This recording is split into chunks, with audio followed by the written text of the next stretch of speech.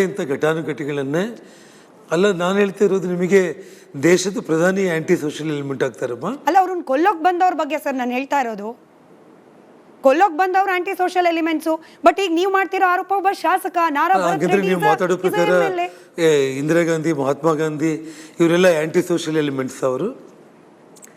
ಅದೇಮ್ಮ ನಾನು ಹೇಳ್ತಾ ಇರೋದು. ನನ್ನ ಮನೆ ಮುಂದೆ ನೀನು ಯಾಕೆ ಕಳಿಸಿದೀಯ? ನೀನು ಬ್ಯಾನರ್ ಹಾಕಬೇಕು ಅಂದರೆ ವರ್ಕರ್ಸನ್ನ ಇಟ್ಟು ಪೊಲೀಸ್ ಪ್ರೊಟೆಕ್ಷನ್ ಕೊಟ್ಟು ಮುನ್ಸಿಪಾಲ್ಟಿ ಅಧಿಕಾರಿಗಳನ್ನ ಕೊಟ್ಟು ಪರ್ಮಿಷನ್ ಲೆಟರ್ ತಗೊಂಡು ಬಂದು ನಿಮ್ಮ ಮನೆ ಮೇಲೆ ಏನಾಗ್ತೀವಿ ಅಂತೇಳಿ ಬೇಕಾದರೆ ನೀವು ಆಗಬೇಕಾಗಿತ್ತು.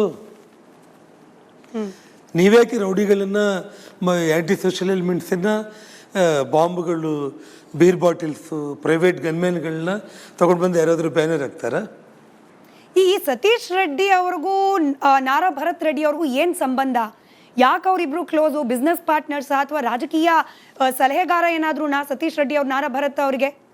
ಸತೀಶ್ ರೆಡ್ಡಿಯಿಂದಾನೆ ಎಲ್ಲ ಸಬ್ ರಿಜಿಸ್ಟರ್ ಆಫೀಸ್ಗಳು, ಪೊಲೀಸ್ ಸ್ಟೇಷನ್ಗಳು ಮತ್ತು ಕಾಂಟ್ರಾಕ್ಟ್ಗಳು, ಆಸ್ಪತ್ರೆಗಳು ಎಲ್ಲ ದುಡ್ಡು ವಸೂಲಿ ಮಾಡುವಂಥದ್ದು, ಗಾಂಜಾಗಳು, ಓಸಿ ಮಟ್ಕಗಳು ಬರೆಸೋದು, ಕ್ಲಬ್ಗಳು ನಡೆಸೋದು, ಇದೆಲ್ಲದರಿಂದ ಹಣ ಕಲೆಕ್ಷನ್ ಮಾಡೋದಕ್ಕೆ ಅವನ್ನ ಮುಂದೆ ಇಟ್ಟು ಅವನ ಮನೆಗೆ ಸುಮಾರು 8-10 ಮಂದಿ ಗನ್ಮ್ಯಾನ್ಗಳನ್ನ ಇಟ್ಟು ಪ್ರೈವೇಟ್ ಗನ್ಮ್ಯಾನ್ಗಳನ್ನು ಅವನ ಕಡೆಯಿಂದ ಸಿಟಿಯಲ್ಲಿ ಪಂಚಾಯಿತಿಗಳು ಮಾಡಿಸಿ ಜನರುಗಳನ್ನ ಹೆದರಿಸೋದು, ಬೆದರಿಸೋದು, ಅವನ ಮೂಲಕ ಇವನು ಭರತ್ ರೆಡ್ಡಿ ಮಾಡಿಸೋದು. ಈಗ ಸರ್ಕಾರ ದ್ವೇಷ ಭಾಷಣವನ್ನ ನಿಷೇಧ ಮಾಡ್ಲಿಕ್ಕೆ ಹೊರಟಿದೆ, ಹೊಸ ಕಾನೂನು ತರ್ತಾ ಇದೆ. ಬಟ್ ಅವರದೇ ಪಕ್ಷದ ಶಾಸಕರು, ಇನ್ಫ್ಯಾಕ್ಟ್ ವಿಜೇಂದ್ರ ಅವರು ಕೂಡ ಇದ್ರ ಬಗ್ಗೆ ಮಾತನಾಡಿದ್ರು.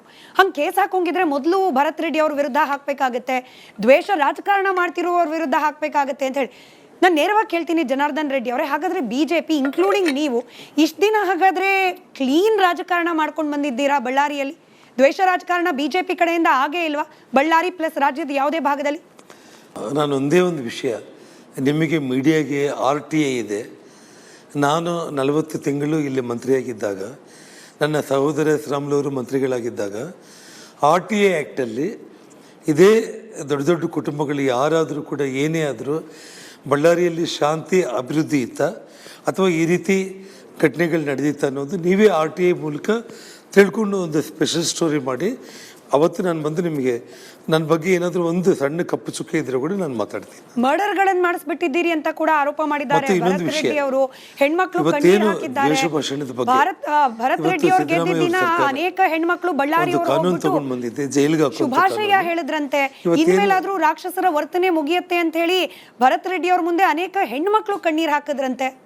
ನೋಡಿಮ್ಮ, ಒಬ್ಬ ರಾಕ್ಷಸನ ಬಾಯಲ್ಲಿ ಈ ಥರ ಮಾತುಗಳು ಬರುತ್ತೆ ಅಂತಂದರೆ ಅದು ನೀವು ಬಳ್ಳಾರಿ ಪಬ್ಲಿಕ್ನ, ನೀವು ನಿಮ್ಮ ರಿಪೋರ್ಟರ್ಸನ್ನ ಇಟ್ಟು ಇಡೀ ಸಿಟಿಯಲ್ಲಿ ಸ್ಲಮ್ ಏರಿಯಾದಿಂದ ಹಿಡಿದು ಬಡವರಿಂದ ಹಿಡಿದು ಶ್ರೀಮಂತರವರೆಗೆ ನೀವು ಒಂದು ಒಳ್ಳೆ ಪ್ರೋಗ್ರಾಮ್, ನೀವು ಒಂದು ಇನ್ವೆಸ್ಟಿಗೇಟಿವ್ ಪ್ರೋಗ್ರಾಮ್ ಮಾಡಿ. ನೀವು ಅದು ಪಬ್ಲಿಕ್ ಹೇಳಿ, ನನ್ನ ಬಗ್ಗೆ ನಾನು ಹೇಳ್ಕೊಳ್ಳೋದಲ್ಲ. ಒಂದು.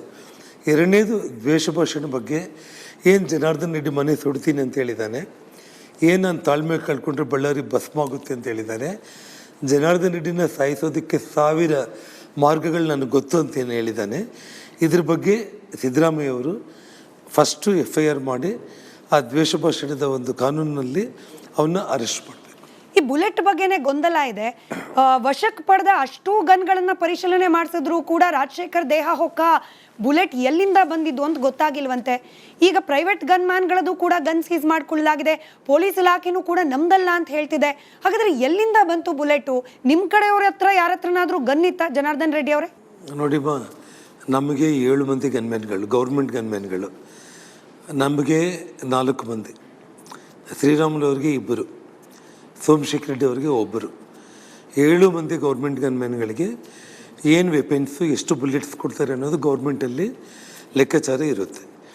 ಎಲ್ಲ ಗನ್ಗಳನ್ನು ಸೀಸ್ ಮಾಡಿದ್ದಾರೆ, ಎಲ್ಲ ಬುಲೆಟ್ಸು ವಶಪಡಿಸ್ಕೊಂಡಿದ್ದಾರೆ.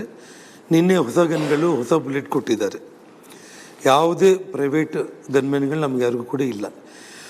ಸತೀಶ್ ರೆಡ್ಡಿ, ಭರತ್ ರೆಡ್ಡಿ ಹಿಂದೆ ಓಡಾಡ್ತಾ ಇರುವಂಥ ಗನ್ಮ್ಯಾನ್ಗಳು ಅವ್ರ ಫೇಸ್ಬುಕ್, ಸೋಷಿಯಲ್ ಮೀಡಿಯಾದಲ್ಲೇ ನಾವು ವಿಡಿಯೋಗಳನ್ನ ತೆಗೆದು ಈಗಾಗಲೇ ನಾವು ಮೀಡಿಯಾಗೆ ನಾವು ಕೊಟ್ಟಿದ್ದೀವಿ. ನಾವು ಟೋಟಲ್ ಆಗಿ ಯಾವ ಗನ್ಮ್ಯಾನ್ಗಳು ಇಲ್ಲಿ ನಮ್ಮ ಮನೆ ಮುಂದೆ ಫೈರ್ ಮಾಡಿದಾರೋ, ನಮ್ಮ ಮನೆ ಮೇಲೆ ಫೈರ್ ಮಾಡಿದಾರೋ, ನಿಮ್ಮ ರಿಪಬ್ಲಿಕ್ ಟಿವಿನಲ್ಲಿ ಫಸ್ಟ್ ಬಂದಿರುವಂಥದ್ದು. ಯಾರು ಸತೀಶ್ ರೆಡ್ಡಿ ಹಿಂದೆ ಇರೋ ಗನ್ಮ್ಯಾನ್ಗಳನ್ನ ಇವತ್ತು ನಮ್ಮ ಬಳ್ಳಾರಿ ಮನೆ ಮುಂದೆ ನಮ್ಮ ಮನೆ ಮೇಲೆ ದಾಳಿ ಮಾಡಿದಾರೋ, ಯಾರು ಫೈರ್ ಮಾಡಿದಾರೋ ಆ ಗನ್ಮೆನ್ಗಳ ವಿಜುವಲ್ಸು ಫಸ್ಟ್ ನಿಮ್ಮ ರಿಪಬ್ಲಿಕ್ ಟಿ ವಿನಲ್ಲೇ ನಿಮ್ಮ ರಿಪೋರ್ಟ್ರೇ ಬಂದು ಬಳ್ಳಾರಿಗೆ ಬೆಂಗಳೂರು ಮೂಲದ ನಾಗೇಂದ್ರ ಅನ್ನೋರು ಆಲ್ರೆಡಿ ಟೆಲಿಕಾಸ್ಟ್ ಮಾಡಿದ್ದು. ಅದು ನೋಡಿದ ಮೇಲೇ ನಮಗೂ ಶಾಕ್ ಆಯಿತು. ಒಂದು. ಎರಡನೇದು, ಎಸ್ ಪಿನ ಸಸ್ಪೆಂಡ್ ಮಾಡಿ ಒಬ್ಬ 6 ಗಂಟೆನೂ ಆಗಿಲ್ಲ ಅವರು.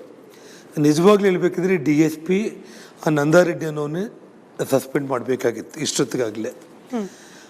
ನಮ್ಮ ಮನೆ ಮುಂದೆ ಗಲಾಟೆ ಆಗ್ತಾ ಇದ್ರು ಕೂಡ ಭರತ್ ರೆಡ್ಡಿನ ಪೊಲೀಸ್ ಎಸ್ಕಾಟಲ್ನ ಮನೆ ಹತ್ರ ಕರ್ಕೊಂಡು ಬಂದು ಗಲಾಟೆ ಮಾಡಿಸಿದ್ರು. ಜೊತೆಗೆ ಭರತ್ ರೆಡ್ಡಿ ಈ ಗನ್ ಏನಿದೆಯಲ್ಲ, ಈಗಾಗಲೇ ತಾವೇನು ಸರ್ ಇದ್ರ ಬಗ್ಗೆ ಸ್ಪಷ್ಟನೆ ಬೇಕು. ಚಿತ್ರದುರ್ಗ ಭರತ್ ರೆಡ್ಡಿ ಅವರನ್ನ ಎಸ್ಕಾಟ್ ಮಾಡಿ ಪೊಲೀಸರು ಕರ್ಕೊಂಡು ಬಂದು ಗಲಾಟೆ ಆದ್ಮೇಲೆ ವಾಪಸ್ ಕರ್ಕೊಂಡು ಹೋಗ್ರಿ ಅನ್ನೋ ಆರೋಪ ನಿಜಾನಾ? ಪೊಲೀಸ್ ಎಸ್ಕಾಟಲ್ಲೇ ಅವನ್ನ ಕರ್ಕೊಂಡು ಬಂದಿರೋದು. ನಿಮಗೆ ವಿಡಿಯೋಗಳನ್ನ ನಾನು ಹಾಕಿದ್ದೀನಿ. ನಾನು ನಿಮ್ಮ ರಿಪಬ್ಲಿಕ್ ಟಿ ವಿನಲ್ಲಿ ನಿಮ್ಮ ನಾಗೇಂದ್ರ ಬಾಬು ಬೆಂಗಳೂರಿಂದ ಬಂದಿದ್ದಾರೆ, ನಮ್ಮ ಬಳ್ಳಾರಿ ಹುಡುಗರಿದ್ದಾರೆ. ನಿಮ್ಮ ರಿಪಬ್ಲಿಕ್ ಟಿ ವಿ ಇವತ್ತು ಬೆಳಿಗ್ಗೆ ನಾನು ರಿಲೀಸ್ ಮಾಡಿದ್ದೀನಲ್ಲ, ಪೊಲೀಸ್ ಎಸ್ಕಾಟಲ್ಲೇ ಭರತ್ ರೆಡ್ಡಿ ಅವ್ರನ್ನ ಪೊಲೀಸರು ನಮ್ಮ ಮನೆಯವರೆಗೆ ಕರ್ಕೊಂಡು ಬಂದು ಗಲಾಟೆ ಆದಮೇಲೆ ಪೊಲೀಸರು ಕರ್ಕೊಂಡು ಹೋಗಿದ್ದು ವಿಜುವಲ್ಸ್ ಇವತ್ತು ನಿಮ್ಮಲ್ಲೇ ಇದೆ. ಯಾಕೆ ಈ ಪ್ರಶ್ನೆ ಎರಡನೇ ಸತಿ ಕೇಳಿದೆ ಅಂದ್ರೆ, ಈಗ ಅರ್ಧ ಗಂಟೆ ಮುಂಚೆ ಭರತ್ ರೆಡ್ಡಿ ಅವರು ಹೇಳಿದ್ರು ಫ್ಯಾಮಿಲಿ ಜೊತೆ ಟೂರ್ಗೆ ಹೋಗಿದ್ದೆ, ಡ್ರೈವರ್ ಅನ್ನ ಕೂಡ ಬಳಸ್ಕೊಂಡಿಲ್ಲ, ಏಕಾಂಗಿಯಾಗಿ ಬಂದೆ ನಾನು ಅಲ್ಲಿಗೆ, ನಮ್ಮ ಹುಡುಗರನ್ನ ರಕ್ಷಣೆ ಮಾಡ್ಕೊಳ್ಳಿಕ್ಕೋಸ್ಕರ ಏಕಾಂಗಿಯಾಗಿ ಬಂದೆ ನಾನು ಅಂತ ಹೇಳಿ ಭರತ್ ರೆಡ್ಡಿ ಅವರು ಹೇಳ್ತಾ ಇದ್ದಾರೆ.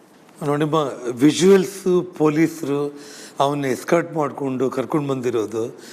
ಬೇಕಿದ್ರೆ ಇದು ಇಂಟರ್ವ್ಯೂ ಆದಮೇಲೆ ನಾನು ಹೇಳಿದ್ದನ್ನು ನೀವು ಇನ್ನೊಂದ್ಸಲ ಕ್ರಾಸ್ ಚೆಕ್ ಮಾಡಿಕೊಂಡು ರೆಡ್ಡಿ ಅವರಿಗೆ ಅಥವಾ ಕಾಂಗ್ರೆಸ್ ಪಕ್ಷಕ್ಕೆ ಹೋಗ್ಬಿಡುತ್ತೆ, ಹಾಗಾಗೇನೆ ಇದನ್ನು ಸಹಿಸ್ಕೊಳ್ಳಿಕ್ಕಾಗದೆ ಗಲಾಟೆ ಮಾಡಿದ್ದಾರೆ ಅನ್ನೋ ಆರೋಪ. ಒಪ್ತೀರಾ ಇದನ್ನ? ನೋಡಿಮ್ಮ, ಕಾಂಗ್ರೆಸ್ ಪಕ್ಷ ವಾಲ್ಮೀಕಿ ಮಹರ್ಷಿಗಳ ವಿಚಾರದಲ್ಲಿ ಅವರು ಮಾಡಿದ್ದೆಲ್ಲ ಶೂನ್ಯ. ವಾಲ್ಮೀಕಿ ಪುತ್ಥಳಿಯನ್ನು ಬಳ್ಳಾರಿಯಲ್ಲಿ ಸನ್ಮಾನ್ಯ ಯಡಿಯೂರಪ್ಪ ಅವ್ರನ್ನ ಕರ್ಕೊಂಡು ಬಂದು 25 ವರ್ಷಗಳ ಹಿಂದೆ SP ಸರ್ಕಲ್ ಅಂತ ಇದ್ದಿದ್ದನ್ನು ವಾಲ್ಮೀಕಿ ವೃತ್ತ ಅಂತ ಮಾಡಿ ವಾಲ್ಮೀಕಿ ಒಂದು ಪುತ್ಥಳಿಯನ್ನು ಸ್ಥಾಪನೆ ಮಾಡಿದ್ದಂಥವರು ಶ್ರೀರಾಮುಲು ಜನಾರ್ದನ್ ರೆಡ್ಡಿ. ವಾಲ್ಮೀಕಿ ಭವನ 8 ಕೋಟಿ ವೆಚ್ಚದಲ್ಲಿ ಸೆಂಟ್ರಲ್ ಏರ್ ಕಂಡೀಷನ್ ಭವನ 20 ಅಡಿ ವಾಲ್ಮೀಕಿ ಪುತ್ಥಳಿಯನ್ನು ಸ್ಥಾಪನೆ ಮಾಡಿದ್ದು ಜನಾರ್ದನ್ ರೆಡ್ಡಿ ಮತ್ತು ಶ್ರೀರಾಮುಲು. ವಾಲ್ಮೀಕಿ ಜಯಂತಿ ಸರ್ಕಾರಿ ರಜೆ ಘೋಷಣೆ ಮಾಡಿಸಿದ್ದು ಯಡಿಯೂರಪ್ಪ ಅವ್ರ ಸರ್ಕಾರದಲ್ಲಿ ಶ್ರೀರಾಮುಲು ಮತ್ತು ಜನಾರ್ದನ್ ರೆಡ್ಡಿ. ಅದೇ ಒಂದು ರೀತಿ ವಿಧಾನಸೌಧದಲ್ಲಿ ವಾಲ್ಮೀಕಿ ಪುತ್ಥಳಿಯನ್ನು ಸ್ಥಾಪನೆ ಮಾಡಿಸಿದ್ದು ಬಸವರಾಜ ಬೊಮ್ಮಾಯಿ ಅವ್ರ ಮೂಲಕ ಶ್ರೀರಾಮುಲು ಅವರು. ಇದೊಂದು ಇತಿಹಾಸ. 7% ರಿಸರ್ವೇಷನ್ ವಾಲ್ಮೀಕಿ ಜನಾಂಗಕ್ಕೆ ಇಸ್ಕೊಟ್ಟಿದ್ದು ಬಸವರಾಜ ಬೊಮ್ಮಾಯಿ ಸರ್ಕಾರದಲ್ಲಿ ಶ್ರೀರಾಮುಲು ಅವರು. ಇದು ಶ್ರೀರಾಮುಲು ಅವರು ಮಾಡಿರೋದು. ಏನು ಮಾಡಿದೆ ಕಾಂಗ್ರೆಸ್?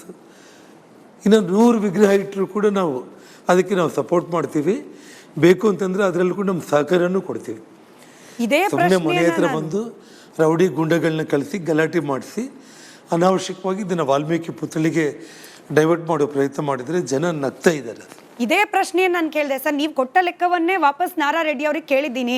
8 ಕೋಟಿ ವಾಲ್ಮೀಕಿ ಭವನ, 20ಕ್ಕೂ ಹೆಚ್ಚು ಅಡಿ ಎತ್ತರದ ವಾಲ್ಮೀಕಿ ಸ್ಟ್ಯಾಚು, SP ಸರ್ಕಲ್ ಅನ್ನ